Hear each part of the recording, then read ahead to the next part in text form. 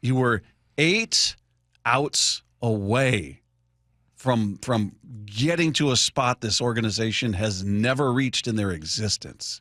And to have it just yanked out with that guy, with George freaking Springer, cheater extraordinaire. And for those that get tired of hearing that, tough. It'll never leave. I will never stop referring to him, Altuve, Correa, any AJ Hinch, everybody that's involved. As long as they are involved in baseball, I will always refer to him as that. I do not care what anybody.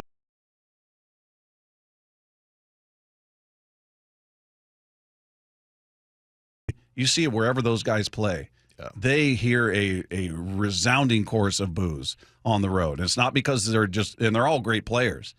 There's part of it is that. But Vladdy doesn't get booed the way that Springer gets booed. Yeah. Vladdy's 10 times better than Springer. Right. General question for the Mariner fan out there. What is the biggest? There's not one singular reason, by the way. But what's the biggest reason this team is not in the World Series? What's the biggest reason that they lost last night? There are a lot of moments you can point to. I don't know that there are any wrong answers. I also don't think there are any absolute answers in that if you would have done this, this would have happened. Had you done this, this would have happened. You don't have any certainty to any move. Yeah. Okay, so we can start with the bunt of J.P. Crawford, which I had a little issue. Not so much the bunt. I don't have a problem with that because I felt like it was going to be a low-scoring game and that you need to squeeze out some runs. And if you got that opportunity, do it. Here's the problem. You're bunting to get to 8 and 9, to Rivas, to Canzone. Right. I have no faith in Rivas, who has been a guy that gives a great at-bat. He typically is going to go up there, see some pitches, make the pitcher work, often will work a walk. Had 2 of the most horrific at-bats maybe in his entire career. He swung at a pitch that you would need a tree log to reach. Like, I don't even know what he was seeing. His AB was so bad. Canzone's been terrible. And he's a guy that I looked at as a potential X factor. I thought this guy was on fire after he got called back up from AAA. He was hitting for average, hitting for power. He fell flat in the postseason. So the fact that you were bunting in that situation, the bunt itself, not a huge. I know a lot of people had a huge problem with that. I did not. But it was where in the lineup they were and who they were bunting to get to. Right. If you're bunting to get to Cal. To Julio, to Cal, to Naylor, to pretty much, Dave, anybody else.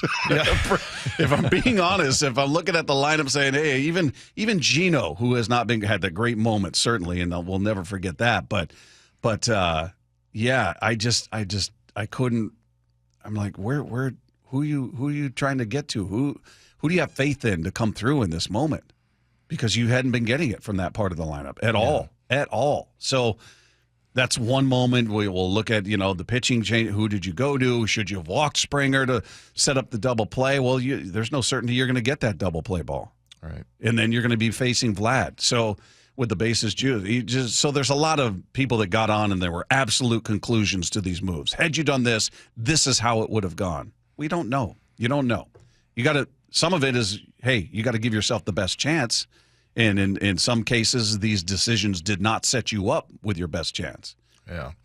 But in terms of the outcome, you don't have any certainty.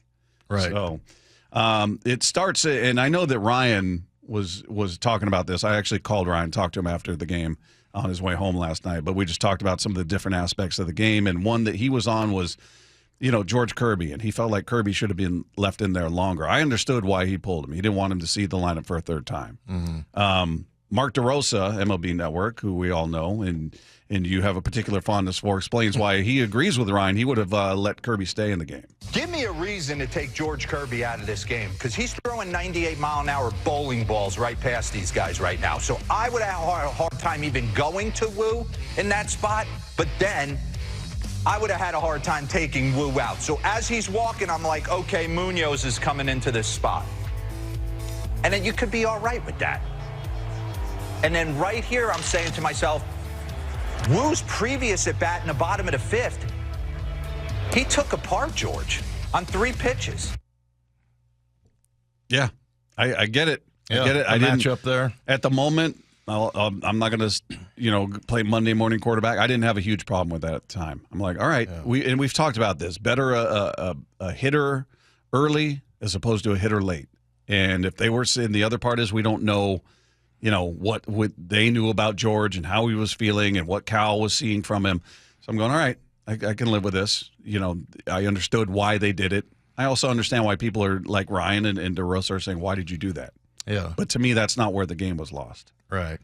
Well, I mean, I know that we're going with what's the one thing, but The biggest thing. What's the biggest? Because there isn't one thing to me.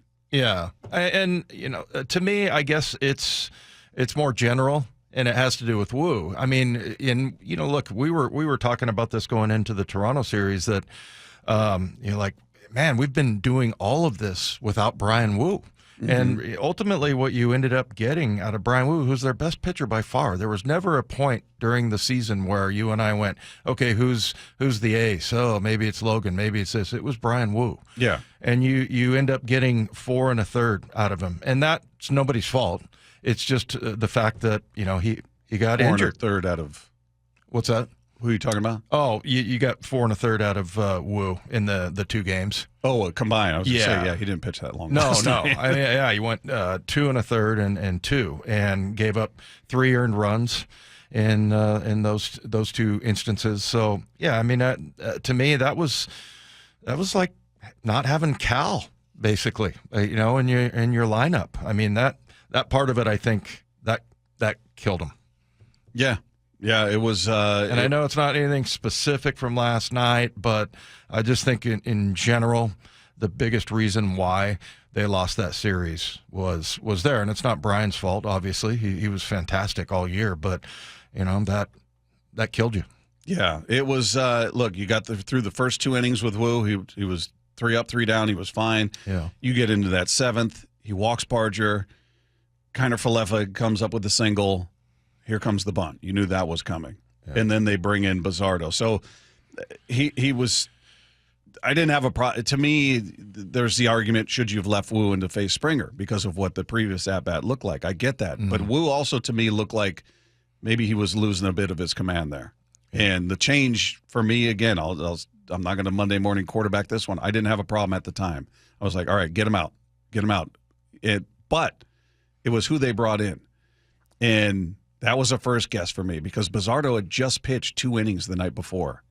I'm going, okay, one of 2 things could be in play here. A, he's not completely fresh, 2 innings the night before, and now he's shown that he can go multiple nights in a row, and he's got a rubber arm and all that. The other part is they'd seen him. They'd seen what he's got. They'd just seen him the night before in a game. And to me, if you want to question Bazardo, I'd question why you pitched him 2 nights or 2 innings the night previous when you were down 5-0. Mm-hmm. That to me is a more curious question. But looking at this game, I'm thinking, okay, this is a leverage situation where the game, you got the tying run on base and you got the go-ahead run at the plate.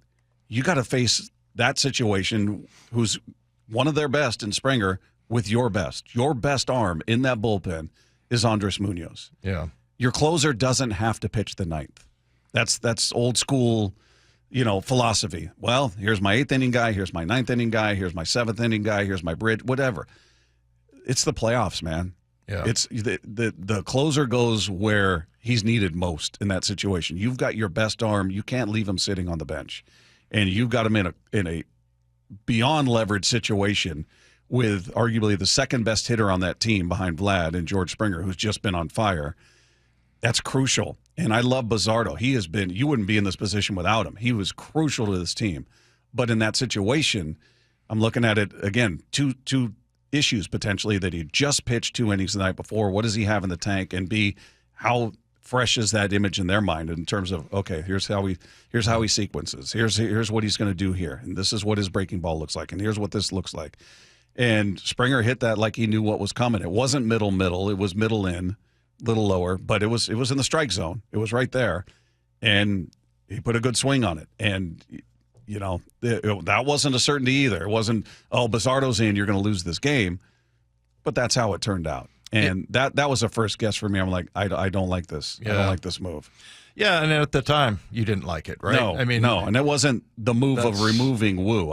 Some had an issue with why didn't you leave Woo in there? I understood that because to me it looked like he was losing a little bit of his command. So, again, hitter early as opposed to a hitter late. because if he faces Springer and gives up the deep ball, everybody's going to go, Dan, you saw he walked a guy, he gives up a hit behind him. You see that he's faltering. Why didn't you pull him out? So he would have lost that argument anyway. So I didn't have a problem with the timing of it. My problem was with who they brought in to face him.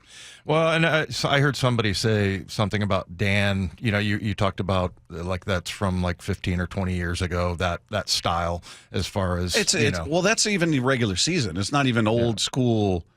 Like, oh, well, they don't do that anymore. But that's regular season. He's your closer, right? Munoz is in your 8th inning guy is Brash, and your guy before that, your 7th inning guy is Spire, and they kind of have innings attached to him, if you will. He comes in here, he comes in here. But when it's the playoffs, that goes out the window. Yeah, it's interesting. Bazardo, this was, and he pointed this out, this is the first time he lost a game for the Mariners this season. So, and I just wanted to get what Munoz said. He said, he's been awesome for us this season. Our one homer doesn't determine his season. Without him, we wouldn't have been able to be here. Please keep that in mind. Oh, he's 100% right. Great teammate right there. And he's right. He's not just standing up for it. Look, no. he made a mistake, and Springer made him pay for it, but I'm not looking at, Bazardo stinks. Why is he on the team? He's 100% right. You are not in this position without him. Yep. He was absolutely crucial to what this team has been able to do. Again, the situation didn't set up for him specifically.